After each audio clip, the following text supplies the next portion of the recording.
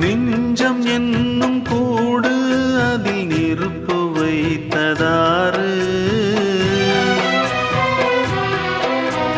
துன்பம் வந்த போதும் அதை துடைப்பதிங்கு யாரு? கலங்கும் போது சேரு, அது தெளியும் போது நீரு. கடவுள் போட்ட கோடு அதை திருத்த போவதாறு? வெந்த புண்ணும் ஆறிடுமா? வேதனை தான் தீர்ந்திடுமா? விண்ணுக்கும் மண்ணுக்கும் சம்பந்தம் உண்டுன்னு சொன்னது யாரு? அது மன்னவன் பேரு. அந்த வானத்தை போல மனம் படைச்ச மன்னவனே, பனி துளிய போல குணம் படைச்ச தென்னவனே.